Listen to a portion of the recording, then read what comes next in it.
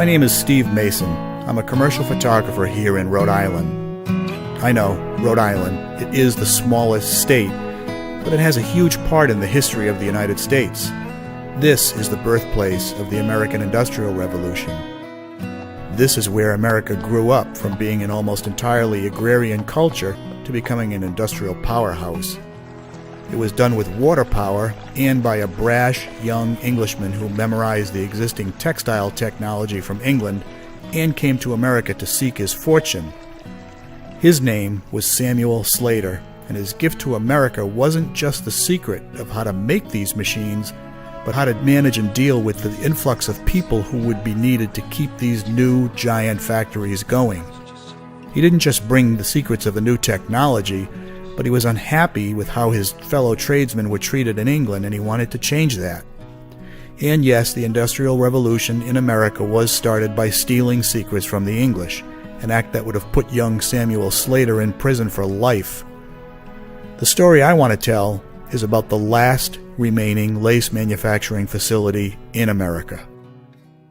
Over the years, we've seen the textile industry move from New England to the South, primarily North and South Carolina, Georgia, and then to Mexico, and from there to India and China.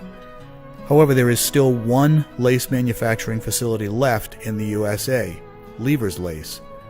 Lever's Lace is located in West Greenwich, Rhode Island, in an old cinder block industrial building. It's not much to look at either on the inside or the outside, but inside is where the magic happens. Inside is where some of the best lace in the world is manufactured. Cate Middleton's wedding dress had lace from the Lever's Lace factory. What makes this story important is the fact that these lace machines, all made in England, have not been produced for almost 50 years. The machines at Lever's Lace are virtually all at least 100 years old. Replacement parts have to be fabricated by hand as spare parts no longer exist. The upkeep is a testament to ingenuity. The level of awareness and attention needed to keep these machines working is extraordinary. Each machine consists of approximately 20,000 individual threads. There's an intuitive understanding of the process that borders on the mystic. One lever told me he could hear when a single thread breaks. One thread from 20,000 all coming into this machine from multiple sources. As many machines are all creating their own loud, musical, rhythmic, pounding dance, and he can hear just one thread.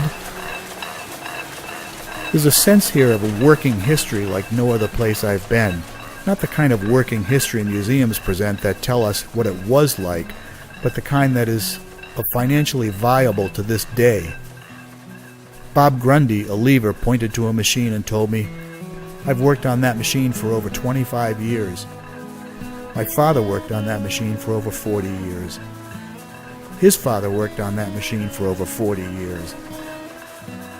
This is the kind of story that needs to be shared, and this is my attempt to do just that.